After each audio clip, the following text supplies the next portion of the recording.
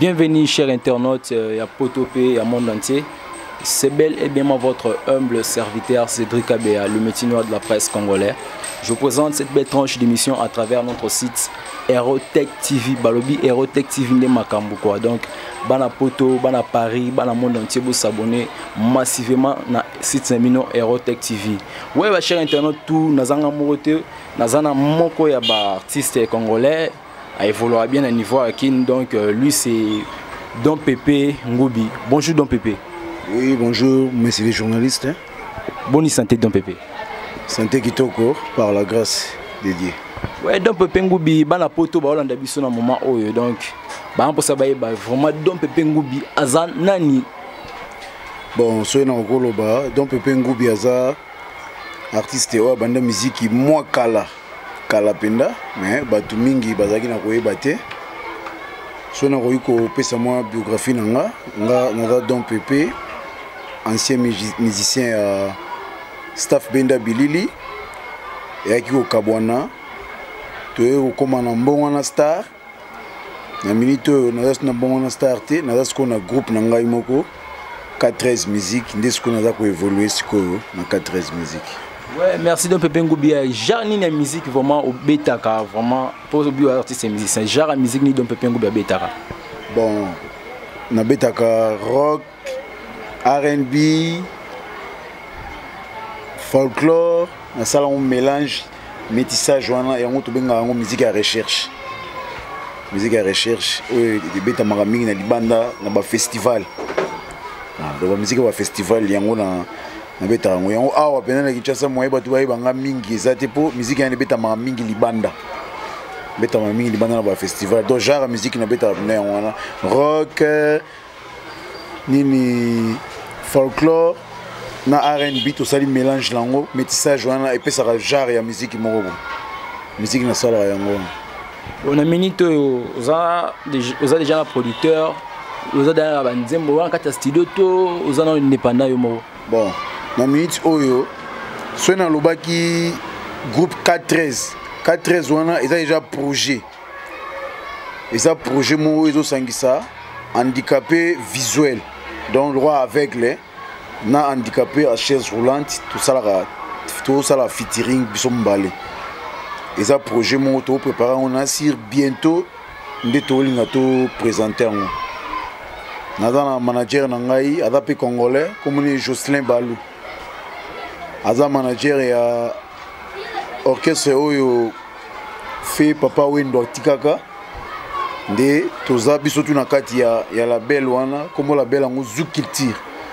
Toza biso tu na kati nde to ndeko bongisa na sur bientôt avant to banda robima bima to représenter projet wana na Al de la Gombe, to représenter on na Wallonie Bruxelles.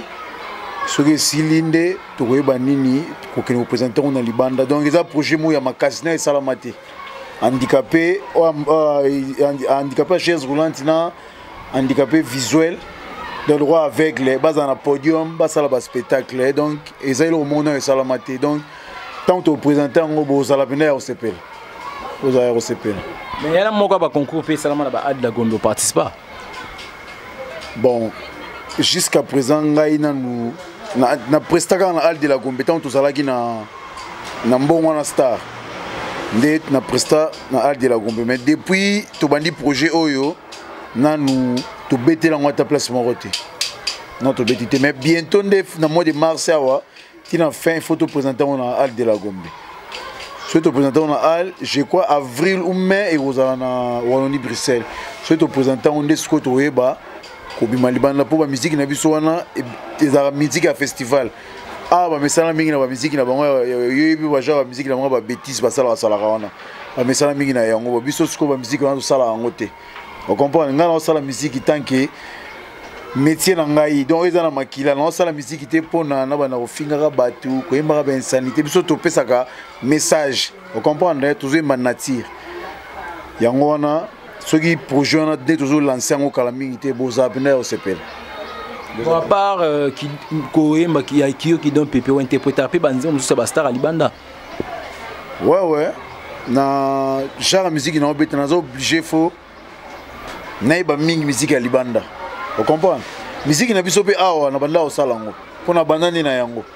Banda ko sala yango c'est que ils a trop insalité trop yango bio sala rasouté. Ils sont bien insalité dans le sens que monet na mboka na biso RDC awa. Et comment sur la musique, hein, aux allons la voyou, hein, et donc il n'a pas genre mon robot et puis bisous surtout au bon ma musique en haut. Tout yemba ils a bien été, vous comprenez? Et on a évité maintenant que ça la musique mais rumba, na bien rumba makasi. Nazala na rumba pona botama ba moti na musique ya recherche na banana na rumba pam bato na monique na bendani na kinanga na genre musique on a moni na da ko s'adapter facile hein mambo to kende bien vous comprenez pour sonner aussi musique congolais on a RDC tout dans la producteur vous comprenez pour ils ont orchestre belé pe mingi ya RDC beta kitoko mais la producteur bazati un petit peu musique on peut que non peut ka bon et s'il peut ka bon mais genre na musique to beta oyo un avantage na ngoza tout travailler na ba blanc vous comprenez travailler na ba blanc travailler na ba congolais vous comprenez travailler na ba congolais on senti que sérieux ali mundele so ay bo signer un contrat bo kei ata on melané yo mais on sentir que yo peut oza ko se retrouver mais ba genre musique na biso oyo non kokango raté ya on na pona na ngai ba musique na ba recherche wana pona bana poto tout ba wala na biso na on a déjà vu na Chims Kabengel en direct à Londres donc à l'infini na Paris Ori Babou na Afrique du Sud bon donc Pépé on a besoin bana poto ba wala na biso bayo kata quelque chose qui donne Pépé to interpréter mais qui donne Pépé de bayo ka ba c'est là quoi bayo ka biloko ya 413 bon biloko ya 413 Mame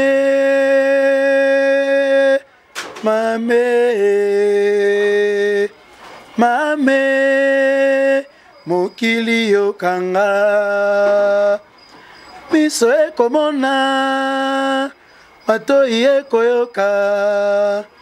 monoko ekoloba mayemaza jinga na ye miso ekomona matoi ekoyoka monoko ekoloba mayemaza jinga na ye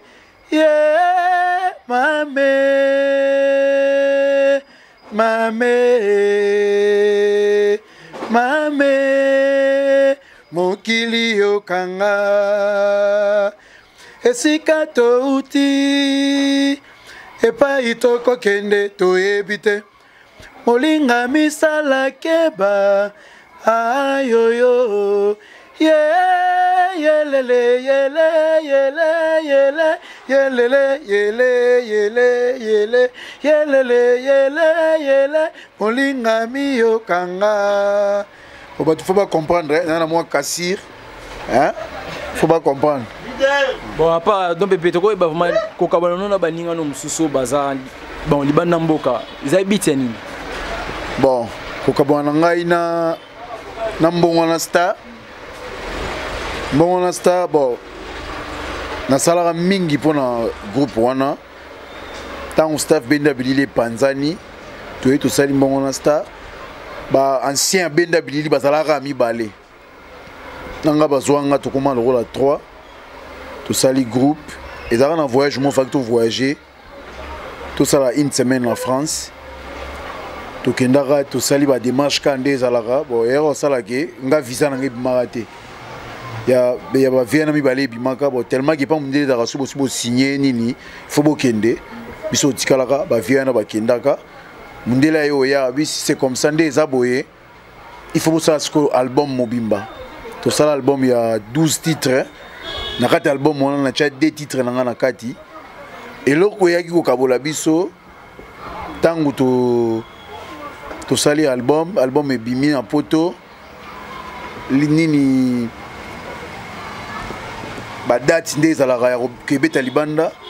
mais comment on attend ya voyage président ngai o tondoza naye bon naye baraté ay karta ngai azwa mona mwasi naye a tchana place nanga ba comment voyager pas nde yara rosala ke passeport nanga ezalaka chez bango nakenda ti nayesa bango bozongiselanga passeport nanga na longwe na fai na ndako na ndenge mpe bandeki koevolue ti sikoyo nayebi position na bango donc eloko kabola biso yango wana et puis ba droit d'auteur na ngai na nde na tiaka babiloko na kati na tikala ozwa te bafutanga eloko te escroquerie babiloko tu wana yango esalaka ke nabendana na ngai kosenga bana poto basala ni vraiment na makambo bongo donc soutien belé kaka non senga bana poto oyo eza groupe na bango 4-13 bientôt soki nzambe asungi tomonana na bafrance wana babelgique baallemagne bahollande tout tomonana soki nzambe asungi mpo mosala esalama tosala mosala nayoyebisa bango 4-13 eza kosangisa eza groupe nango bana eza groupe ya 6 personnes eza bahandicapé mibale baza lokola leader toza na 6 nini 4 valide nde yango esali 4-13 yango esali 4-13 totravaille na bango bapesa biso bachance toza mpe na besoin basoutien babiloko tu wana tozosenga na kopesa numero ya contact na nga oyo aza na besoin azwa ngai akobenga nga na 089 22 720 66 089 22 720 66 oyo mpe alingi azwa nga na nzela ya Facebook akokota na site na nini adresse compte Facebook na nga nakoma pepe ngubi gmail @gmail.com akomona ngai na Facebook na ngai donc tout naosenga yango naza posa soutien mosala oyo tozosala oyebika mosala musike ezalaka mpasi esengaka basoutien bato soki bazosoutenir nde esalaka ke epesa kitoko conseil na bainsalité baartiste émission vraiment ke aoyemba musique sans kopesa message conseil no atake artiste musicien mpe mwana bandala solo conseil ezani bon conseil na ngai nazopesa wana to baa bafrère na ngai mais tomekaka kobongisa mo batexte tobongisaka mwa texte mpo esalaka bien te ta mosu ovai na mare na palais na bana banini bayokaka babiloko ya bongo ocomprendre esalaka mpenza bien te conseil na kopesa kaka babongisa batexte so babongisi texte mais mpona koyeba misiki bayebi misiki basalaka misiki bien to arrange kaka batexte po so tolobi lelo oyoki misiki na biso ezongi nsima misiki na biso ezongi nsima surtout elongo mosu na obeta mpena se te tolongo nano baquerelle ya pambapamba wana biso bamusicien tokoma ovivre lokola ata kuti basoda na guerre ezalaka bongo te ocomprendre omona oyo kuna alingaka kingandi te oyo kuna alingaka kingandi te epesaka mpena bien te koma lokola monotonie moko boye donc c'est pas bon tobongisa babiloko wana tosoigne surtout texte tosoigne babiloko wana tu ya mabe oyo ezosalaka misiki epanzana tomeka koarrange yango en tout cas mpena esala kitoko na génération oyo na minute oyo jeune ni talent omonaki aobeta musique mpe esimbi mpe kati no mpe ebike jeune oyo c'est un talent donc musique nema ebetama vraiment éducation mpe na kati nani okondima na génération oyo question na mpe na réponse aopesa te baza te bantu bayemba bien bango tu babeta musique na bango kitoko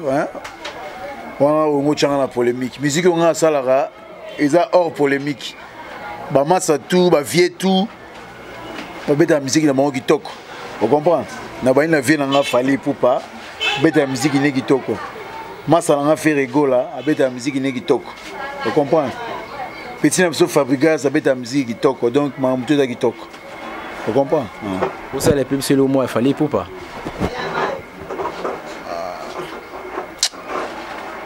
na ponele artiste te yo mosala rasko choix nga nayembaka banzembo wana te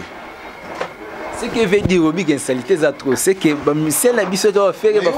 toyokaka bamisiki toyokaka bamisiki musoma mutu bena avandi awayemba ne mambo etekaka na chambre toyokaka ocomprendre mais tu étais pour tout temps comme babatoire maman ça tout avec ta musique d'abord qui toko to bon ça a texte Hollande toi arranger un texte c'est ça absolument bien mais donc bébé qui charge aux yeux au salaire mouvement oui à charge ma case point to profiter nous barquer ça non belé OK papa vient na biso fali pour pas cheper maboko et pas vient so era son cheper maboko mais on peut faire ça la mouvement no moko charge parce que supporter marambo ah papa tant déjà muta osé c'est que na okoka te point nga bani ma musique lelo te nga na beta to beta na vie nga fali na tala temps ah ouais ça pas mi ba mission beta na bicap na da avec Nasuka na mission tala temps vient na biso Mozin paix à son âme na mission tala temps na beta na Didi Kalombo na fraté vous comprenez donc ils étaient na bani musique lelo na bana musique kala bena ya kala vous comprenez donc ils ont le sikate oye obangisa ngai obanga te po terrain na minute eza okangama do chapika mutu terrain iwana na musique ya awa nga beta musique ya awa te vous comprenez nga beta world music ça n'a rien à voir na musique na biso vous comprenez na obanga ni peut-être na pacheli na obanga ni est-ce nga beta rumba na beta rumba tiens nga beta musique à recherche donc na beta musique on a beta musique ya maele vous comprendre ya musique ya maele donc na rubanga lo moroté po na zana na ranger ba musique oyo et ça na Congo te vous comprendre na libanda de lo rubanga sangezati producteur azat toi na ba manager bon biso suko musique na biso façon etambolaka charge tout ezali pas manager ndakendaka a luki producteur sera du producteur ba ouais ba kutani ngai to kosala nini to kutani na producteur to sololi ngai manager na producteur to yokani boye musique na biso etambolaka bongo vous comprenez et puis eza musique ba égoïste était dans sens ni le monde ba musique ne ba rumba ezalaka pour kuta entendre sur na producteur et il faut que yonde leader ndo kuta na producteur parce que biso musique ne ezalaka bongo te biso musique na ne 3 6 bongo surtout ezana de revoyager tous les 6 personnes dans un contrat naé donc pepe na zongi lisusu obi bois 6 na minute tout passeport et bimi visé bimi 6 personnes tout va voyager ouais voyager au sala bango te ba sala ki pe bani jamais non tiko sala ngote on sala ngote dali kwa motema poto etala ouais ezali kwa motema non tiko sala ngote toi 6 personnes na 6 personnes na ba administrateur nga za numéro 1 deuxième na nga za aveugle na ba masa na ba valide o tozo kamba troisième personnalité masa na nga bobo bonheur yebe to utaka na mbongo na star tozo biso misatu tozo kamba groupe soit 5 au voyage to kene place bo net bientôt to ke Brazat bientôt faut to kene Brazat oui muta kene to ke biso to Brazat to ke point noir to baluki to zongi biso to 6 ke za la que yo tikala nanu ba me mano kingani te o da genre musique ya te o da musique ba égoïste te vous comprenez la musique ba égoïste te ouais voilà l'artiste Don Pépé tout le monde déjà qui est dans chité na émission na biso ya mokolo lelo mais ça bon bana po to ba 5 6 personnes au bien libanda ouais na bana na muto mo sala ngai na revanda boye OK na western au moins $500 moins $200 na bana grand frère nga Patrick Ngubi Mangasa Gérald Nzimbi moto na tembe na pesi bambote sika zali na famille tout est na poto na pesi souma salanga JCMB Vumbote na pesi sous grand frère nga Tampo Mbote na pesi sous moi nga Eric Muke Kwambote donc tout le monde au bazan na poto au balinga ngai na pesi ba ya na biso ba fi ba mafito na pesi bango tumbote donc oh tout balinga ngai ba soutenir ngai mamba kitoko ezali mutu oyo ezana maï la musique eza non exploité nada ko exploiter aussi ko vous comprenez nada ko exploiter bon le lopé journal ba maman obosani ba maman Bon, maman, tu peux s'en bango. Maman, tu as bango de tous les temps, tu as bango. Il faut souhaiter au moins la maman, il faut souhaiter tout le monde. Donc, il faut souhaiter la maman à la raka. Malheureusement, non, souhaiter la maman tout. La maman a koufa paix à son âme. Non, souhaiter tous les mamans. Tout le monde bassi, bango de babo tarabiso. Bango de basala lelo, to botami to koli donc. Na bo pesa bango ba mokako soa. Donc, il y a malamu na moi ya bango. Et puis, on peut se faire conseil. Mikolo, yo, à ta mère a gaffé. Ko beta été. Ko beta mère té. Donc, malembe, loba la mère la monoko. Trop de brutalité fou. Na bosani pe na kini awa. Na da bat nanga na ko pesa bambote. Na ba na petit nanga pacheli esika vandi wana. Na pesi petit nanga Christian. Na pesi petit nanga Michungu bi. Na pesi ndeko nanga mwasi Katia Yala. Sans oublier Luison Bateko. Na pesi batu nyonso mbote ba masa tu ya ba shora dans tout le monde na pesi on ba mbote. Sans oublier mais c'est les journalistes yo mo beno zana ya yangwana. Cameraman ya yo pe yangwana donc na sepeli bien ndenge boye ko talanga lelo et ça langa kitoko. Non senga émission faut bolexa ça ngoto. Eza pe mbala ya liboso pété ya suka pété soki opportunité ça ya lukangai boye beaucoup tenlangai